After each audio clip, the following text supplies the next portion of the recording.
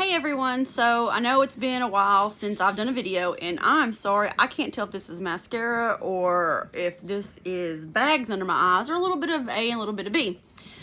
Anyway, I'm tired. I haven't slept very good this last week, so I think it's a little bit of both. But anyway, you get to see me in my all beautiful glory. Yeah, I look like this because I'm cleaning house. We have a bad storm that came through and they let us out of work early, so I thought, let's make the most of it. But anyway, that's not why I'm here. What? Sorry. Dang it. I made everything crooked. Kicked it with my foot. Anyway, I have not been on in a while, and I know that. I don't know if I'm going through a slump or if I really can't tell you. But there was a couple things I wanted to talk about on this episode of Rachel's weight loss journey. Yeah, it's probably going to be everywhere because I don't have a script. I've never been one that, outlines what I'm going to do, even in papers in school, which I probably should have, but whatever. And I know I'm rambling. Anyway, I have not really lost any weight in about the last month or so. I haven't gained any weight. I have gone down in sizes though. Well, not sizes. I've lost inches, but I have not lost any weight. I'm hovering right around 250. It's not where I want to be. I have realized in the last couple weeks that I'm not overeating, which is good. I mean, it's basically, it's not impossible. I don't want to say impossible, but it's difficult to overeat. What I have realized I'm doing is snacking. And when I do eat, I'm eating snacky type foods. Now, snack foods for me is different for most people. I catch myself drinking protein shakes to get my protein in, eating a lot of almonds, a lot of nuts, eating a lot of P3s, which are those little protein packs you can get that have like the meat, the cheese, and the nuts in it. Eating a lot of protein bars, eating a lot of protein chips, things that are quick and easy. Which is stupid because I've actually meal prepped and have quite a few meals in my freezer. I'm bored, maybe. I really don't know. I've talked to my mom about it. She's my good support system. And I've decided I'm probably going to go see a therapist just to figure out why I'm in this funk. Like I said, I'm not craving foods.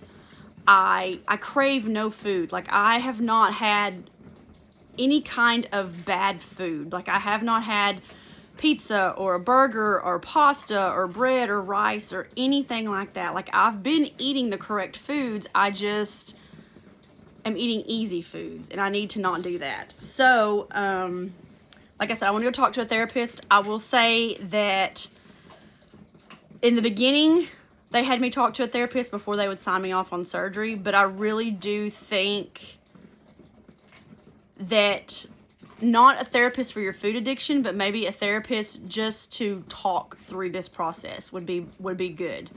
My surgeon's office, I'm not going to say bad things about him, but I'm not going to say great things about him. I had a great experience all the way up through surgery.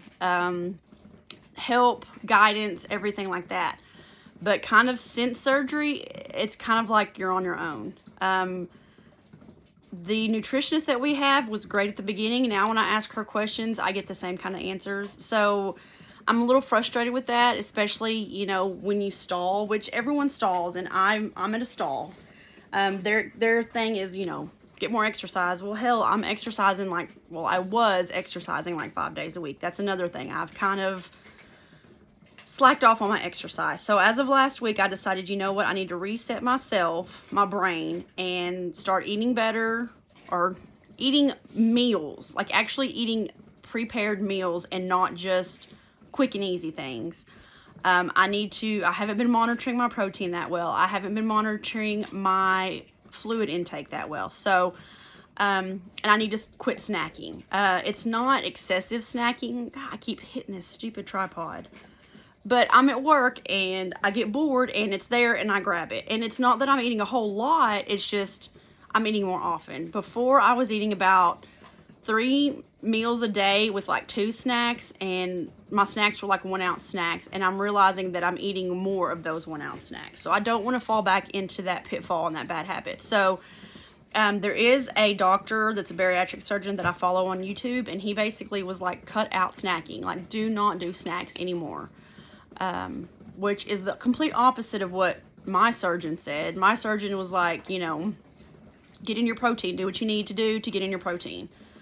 And eat till you're full. And that's another thing that I've learned is I do not need to eat till I'm full, because if you eat till you're full, that's your stomach telling you you're full, and you can stretch it back out. So there's another girl that I follow on Facebook that does meal preps, and basically what I need to do is eat the volume of my stomach. So say my volume only holds a half a cup. I need to only eat a half a cup at every meal, but make sure that I'm getting my protein in and not eating until I'm full. And so that half a cup should be the size of my stomach, should satisfy me, and I should not get full. I should not have that full feeling. But I also don't have a hunger feeling either. So I don't know if that makes sense. It's kind of hard to explain to people. There are still certain foods that I can't eat. I'm not eating slow enough. So like I said, these are things that I'm realizing about myself.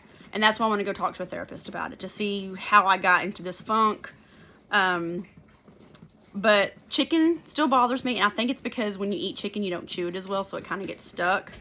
I can eat steak just fine, but I think it's because when you eat steak, you chew on steak.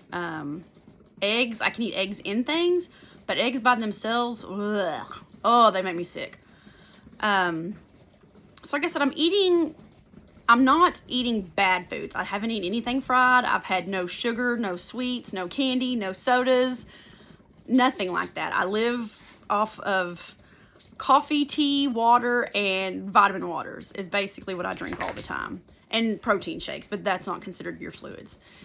Anyway, kind of gone off on a tangent, but I just kind of want to tell y'all where I was at. So what I wanted to talk about in this episode, and I should have done this when I was thinking about it a couple weeks ago, but I didn't, and now I'm kind of faltering about what exactly I wanted to talk about, but addiction. I never thought I had a food addiction. It's not that I'm addicted to food, I'm addicted to the activity, if that makes any sense at all. I don't need to constantly eat all the time, but I have realized that now that I can't eat as much, I have all this free time on my hands and I'm bored. I have nothing to do. And so that's one thing that I suggest to everyone is find another hobby. I will tell y'all, it's really hard to change your mindset about food. It's very, very difficult. And I understand why so many people falter. So many people have a hard time with this. This surgery helps you, but it's still you having to get mentally prepared and get your mind right on what you need to do to succeed. I was a boredom eater. I wasn't addicted to food. There wasn't things that I was just like, oh my God, I have to have this, or I'm going to overeat this, or I'm going to gorge on this. It was, I ate because I was bored. I'd be sitting here at night in the living room watching TV and bored, and I'm like, oh, I'm going to get something to eat, regardless of whether I was hungry or not. So you've got to find something to fill that void. And that's what's troubling. I don't know if y'all know this, but a lot of people who have this surgery end up becoming alcoholics because it's something to fill that void, and we can get drunk really quickly off of alcohol because our stomach's so small. So that's one thing they try to tell us not to do, is to drink alcohol anymore. And I'm sorry I keep messing with my hair. It's growing out and it's growing thick, and I'm super excited about that, but it is annoying the crap out of me. So I can't wait till it gets a length to where I can tuck it behind my ear and it's not so short, but it's doing great. I'm excited about that. But anyway, off topic again. Imagine that. You think I'd have ADD or something, or ADHD, but anyway, but the addiction issue, like, you really, really, really have to find other outlets. A lot of people don't realize how much of our society and our daily activities center around food. I mean, you think about it. You're at work. You ask your coworkers, where y'all going for lunch? What y'all getting? You celebrate a birthday. You go out to eat. You celebrate any kind of activity. You go out to eat. You gather with friends. What do? You go out to eat. Everything centers around food. And it's very difficult as someone who's had surgery to be able to do those activities and not be tempted. I guess, I don't know if tempted is the right word, but just trying to explain to people why you can't do those certain things. I went to visit a friend in a couple weeks ago, and I met her boyfriend's family, and I had to be sure to explain to them before I met them, because they invited me to supper, that please do not get offended if I don't eat or I can't eat the food that you've prepared. And I had to explain to them why, because my stomach's so small and there's certain foods I can't eat. And it was a Hispanic family.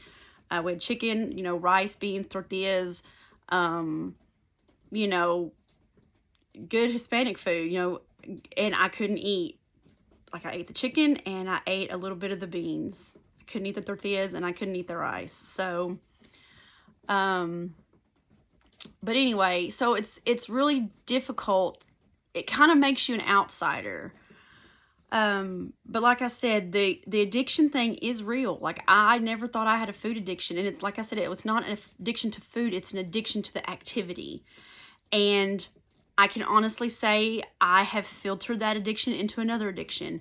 Not anything terrible, so don't think that.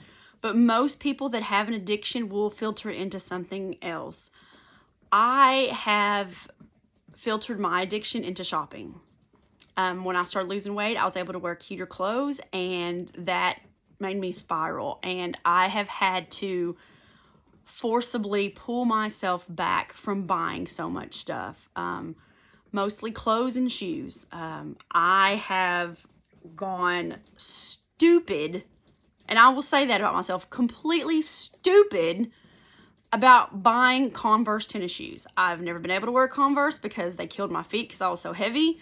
Now I can wear them. I love them. They're cute. They have all different colors and styles. And anyway, I have gone stupid on buying Converse. Like, it's ridiculous at the number of Converse I have right now. I've also bought quite a few pair of Birkenstocks, quite a few pair of Doc Martens. And I've had to make myself stop. Like, it's like I see something and I want to buy it, and I'm going to buy it in everything and in every color. So I've had to make myself accountable. So I've quit shopping. But now I'm bored, and I think that's possibly why I've been snacking so much, and I'm at this stall. I will say that I have been working out this week consistently.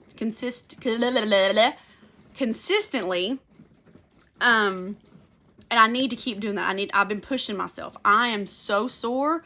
My ass and my hamstrings are killing me because of all the squats I've been doing and stuff. But I'm getting there, and I'm really, really struggling. But like I said, I think if I cut out the snacking, it'll really help. I'm sorry, I have a photo bomber right back here. This is Libby, everybody. She makes biscuits. She's my special kitty. I don't think she's all there upstairs, but she's as sweet as she can be. But yeah, she's an oddball.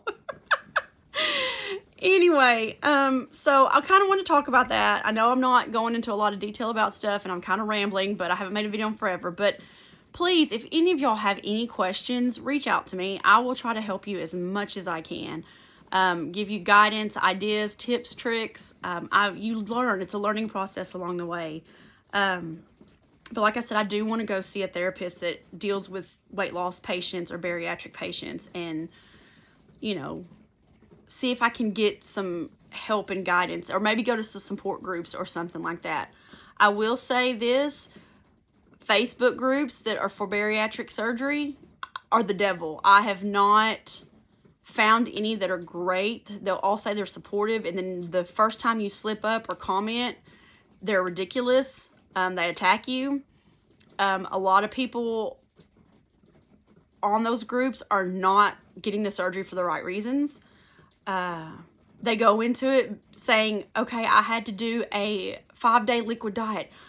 I ate a hamburger the night before my surgery. Do you think that's going to be okay? No, if you cannot do 5 days of a liquid diet to prepare for a life-altering change and experience and better health for yourself, then you're not ready for the surgery. And that's just what I'm going to say. You're not ready for it, because I had to do a 4-day liquid diet. Yeah, it sucked, but I did it because I wanted to have my surgery, and I wanted to be able, you know, I had to get my mind right, and my mind was right. Right now, like I said, I'm faltering a little bit, but I know that. So I'm really, really working on getting back into where I need to be.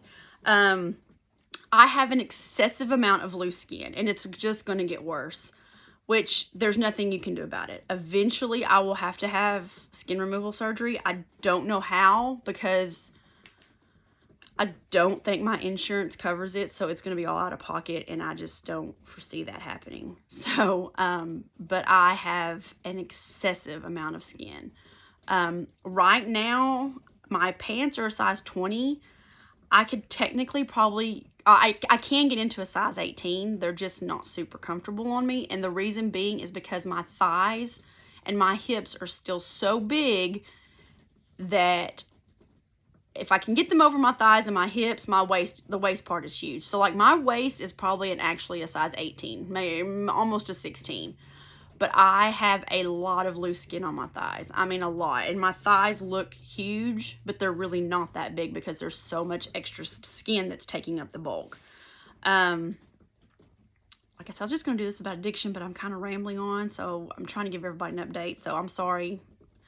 My arms, so let's see if I can turn this. Can y'all see that? This is where my arm should be. Like, this is loose skin. All loose. I mean, this is all loose skin. So if I could get this off, that's what my arm would look like instead of that. So I've got a lot of loose skin here. Like my side boob is gone. This is all loose skin. I mean, all like just, I mean, you can see where my arm, like what my arm is supposed to look like. So that's going to be all skin removal surgery. And you know, if I don't ever get to have skin removal surgery, I get that. I mean, obviously I'm not going to be happy with my body, but I'm going to be healthier. But I did this to myself. But I mean, I'm not trying to be all, but there's lots of loose skin. My boobs look like flapjacks. The chin is getting a little bit better. It's not great, but it's getting a little bit better. But I mean, basically I'd have to, you know, facelift it just a little bit. I mean, just a little tuck right here would be perfect. But anyway, I will do some more videos. I've had people ask me to do videos of certain things I eat. So I'm going to do a video on that. And probably also more detailed about my weight loss and the gym and what I do at the gym and stuff. So anyway, like I said, if y'all have any questions, please let me know. If you have any ideas for videos, please let me know. And I love all of y'all for being so supportive, and I will talk to y'all later. Bye.